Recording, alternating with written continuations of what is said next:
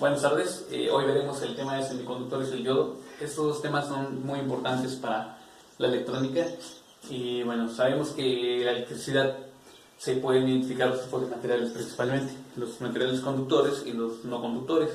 Los materiales no conductores son aquellos que por su composición impiden el paso de electrones a través de ellos y bueno, se les llama por eso no conductores.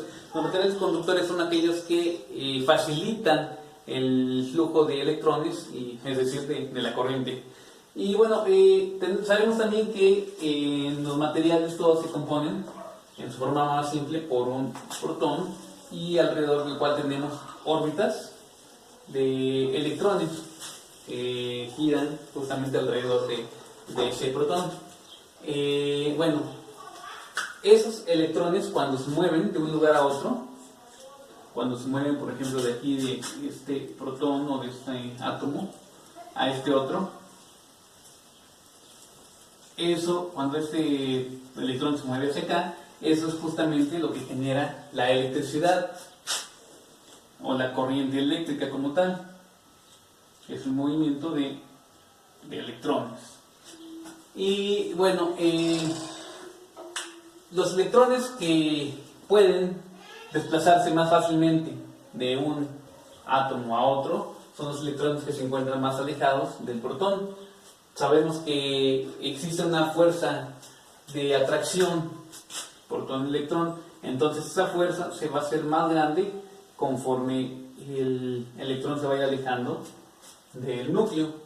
Entonces por eso los electrones que están en la última órbita, esos son los más fáciles de desprenderse y poder generar la corriente eléctrica. Los electrones que se encuentran en la última órbita se llaman electrones de valencia.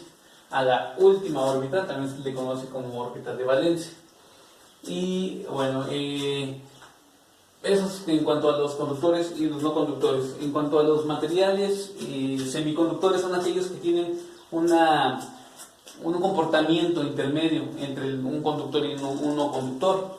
Por eso es que se le llama semiconductor, es decir, presenta facilidad para conducir, pero también presenta cierta oposición para la generación de corriente eléctrica. Los semiconductores más utilizados son de los siguientes materiales: de germanio, de silicio y de arsénico de galio, que también se puede representar así. Bueno, también es importante saber que los semiconductores pueden ser intrínsecos y extrínsecos. Se le llaman conductores intrínsecos a los conductores de un material puro, es decir, que es todo de germanio o todo de silicio o todo de arsénico de galio. Hay materiales llamados extrínsecos, los cuales se caracterizan por tener dopación, es decir, una combinación de algún otro material, lo cual cambia sus características.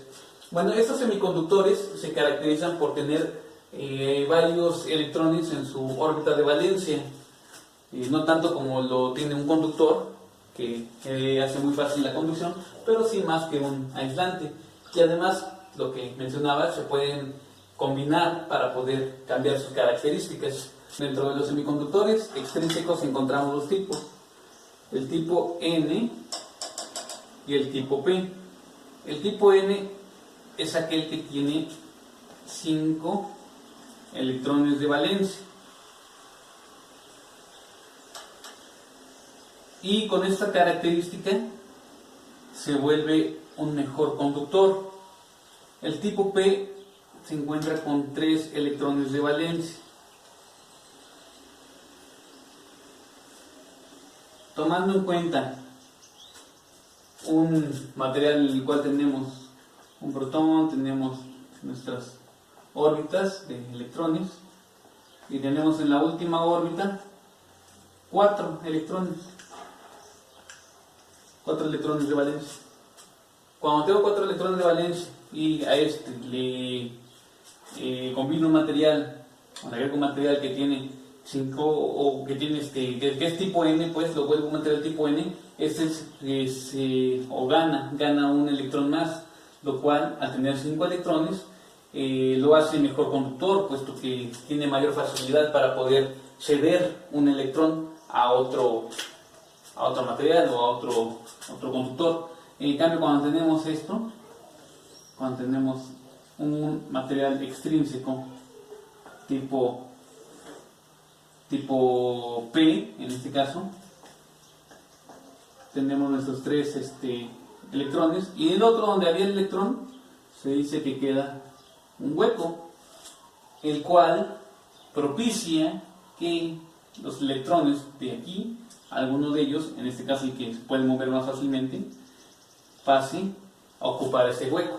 Entonces eso lo hace mejor portador, lo hace mejor receptor, pues, de esos electrones. Y bueno, eso es básicamente cómo funciona un semiconductor. Vamos a ver a continuación el funcionamiento del diodo. Bien, un diodo se representa físicamente. Bueno, físicamente tenemos que es algo parecido a esto. Su representación o su diagrama eléctrico es así, en el cual tenemos dos terminales. A esas se le llama ánodo y a esas se le llama cátodo. Una forma fácil de encontrar o de identificar cuál es cuál es que en el símbolo eléctrico el cátodo, si se dan cuenta, es como una K al revés. K, pues le pueden vincular con cátodo. En el caso del diodo físico tiene una banda en ese lado, lo cual nos hace identificar el cátodo. Bueno, el diodo es justamente un semiconductor compuesto de dos materiales, del material tipo N y del material tipo P. Aquí está. Bueno, esto es material tipo N. Aquí tenemos material tipo P. Y así básicamente se constituye un diodo. Su funcionamiento se basa básicamente, vamos a verlo aquí, en esta gráfica, en la cual vamos a tener voltaje del diodo y la corriente del diodo. Aquí vamos a ver que el diodo se comporta de una manera similar a esto. Aquí vamos a tener valores, aquí 0.7 volts. El diodo funciona básicamente a 0.7 volts, es su voltaje de operación.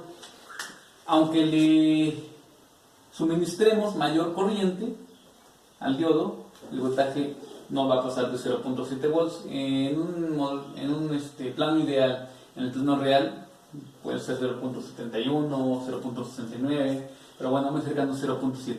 Y cuando tenemos esas condiciones, el diodo se comporta como un circuito cerrado, es decir, permite el paso de corriente eléctrica a través de él. Cuando tenemos lo contrario, es decir, que el voltaje se vuelve negativo, a lo mejor tenemos aquí menos 5 volts, menos 10 volts, y bueno, así.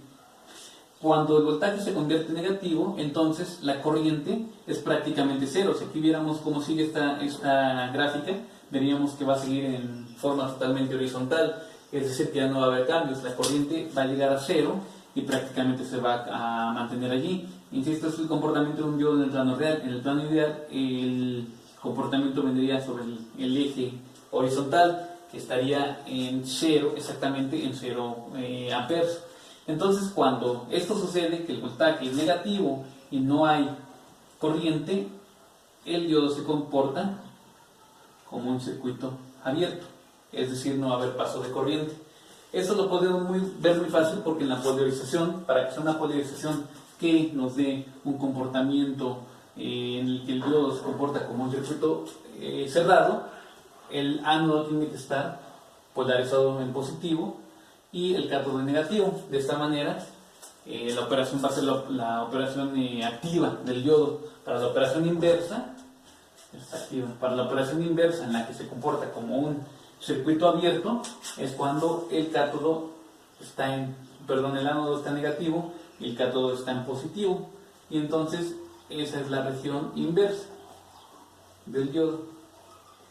Y bueno, básicamente ese es el comportamiento del diodo, y pues vamos a ir viendo algunos ejercicios y algunas otras actividades que nos dejen más claro esto. Gracias.